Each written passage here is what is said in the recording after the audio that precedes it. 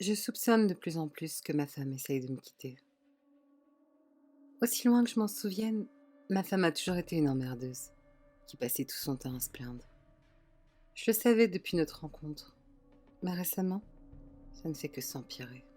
Sa liste de plaintes s'allongeait tous les jours un peu plus, tout comme son malheur. Elle disait que je ne faisais rien pour elle. Il n'y avait jamais assez de nourriture ou que je ne lui achète pas assez de vêtements, mais que par contre, il y a toujours assez d'alcool pour moi. Quelle hypocrite. Elle oublie que c'est grâce à l'alcool que nous nous sommes rencontrés. Je pleurais de rire à chaque fois que j'entendais ces commentaires stupides. Ne voyait-elle pas que je faisais de mon mieux? Je n'avais jamais réalisé à quel point il serait coûteux de s'installer avec une fille. Mais je passe tout mon temps à faire des heures supplémentaires pour améliorer notre quotidien, pouvoir la choyer, la gâter.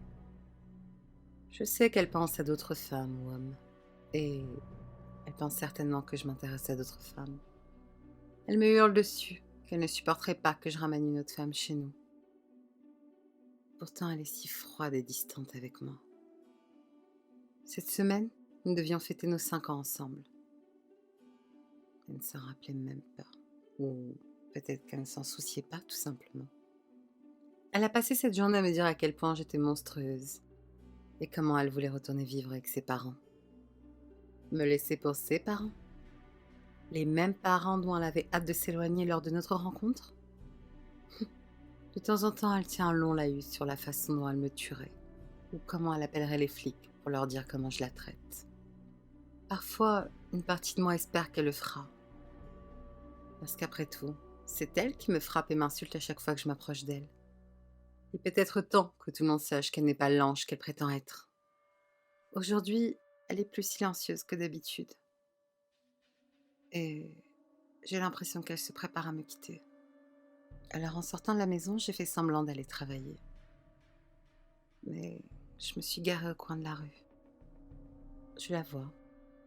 Je vois ma femme battre frénétiquement à la fenêtre et hurler à plein poumon.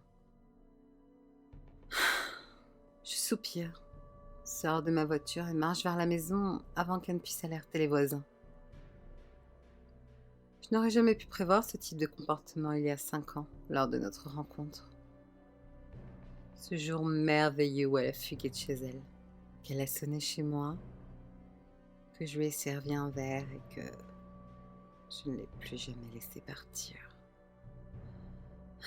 Les femmes.